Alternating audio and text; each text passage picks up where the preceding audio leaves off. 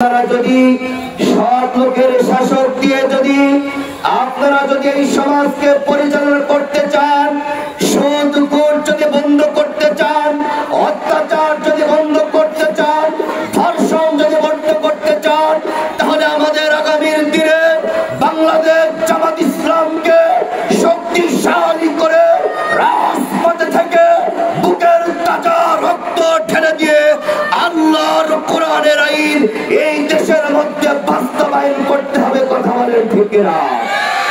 জীবনের শক্তি রক্ত দিয়ে আল্লাহর কোরআনের আইন বাস্তবায়ন করতে কে কে রাজি আছেন?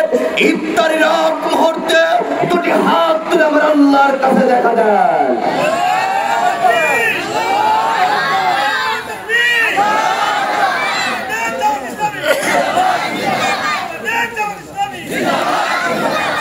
আর উপস্থিত আছেন শহীদ কাফেলা বাংলাদেশ জামাত ইসলামের ফুলজানা ইউনিয়নের সম্মানিত সভাপতি, সেক্রেটারি, বিভিন্ন অন্যান্য শহীদ কাফেলা বাংলাদেশ জামাত ইসলামের প্রিয় ভাই ও বাবাজিরা, সে মহান রবের দরবারে শুকরিয়া আদায় করছি।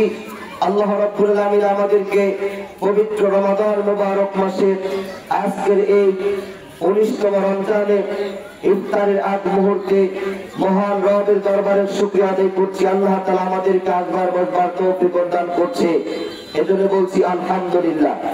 লাখো কোটি দরুদ ও সালাম সাইয়্যিদুল মুরসালিন কুতুবুল বাশার নবীদের নবী রাসূলদের রাসূল, যার আদর্শ এবং চরিত্রের মধ্যে রয়েছে এ জাতির জন্য ইহকালে শান্তি এবং পরকালে মুক্তি, সে নবীর উপরে আমরা দরুদ ও সালাম পেশ করছি। সকলে বলি সাল্লাল্লাহু আলাইহি ওয়াসাল্লাম।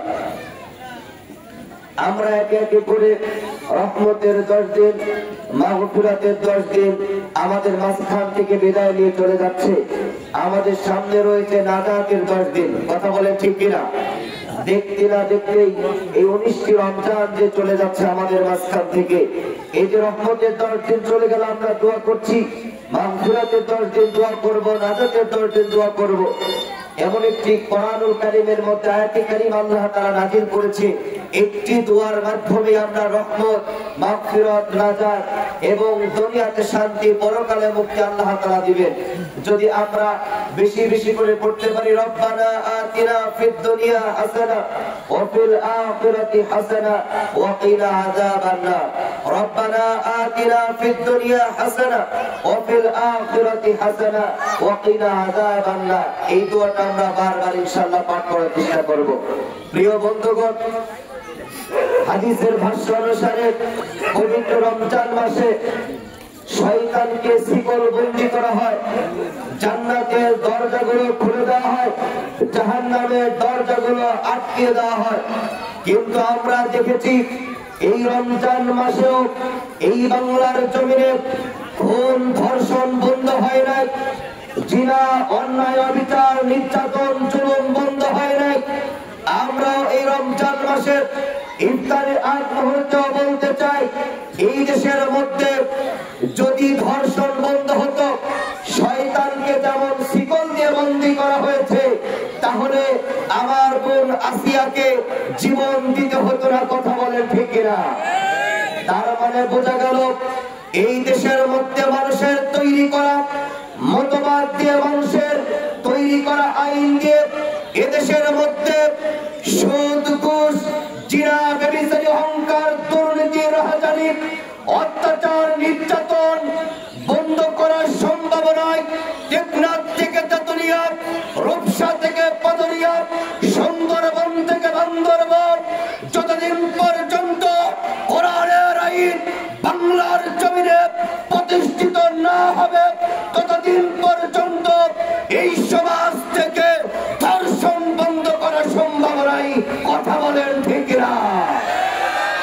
আমরা বলতে চাই, যদি দেশের মধ্যে শান্তি কায়েম করতে চান, সুদ, ঘুষ, জিনা, ব্যভিচার, অহংকার, দুর্নীতি, রাহাজানি, ধর্ষণ বন্ধ করতে হলে আমাদেরকে কোরআনের পক্ষে, কোরআনের দিকেই থাকতে হবে। কথা বলেন ঠিক না?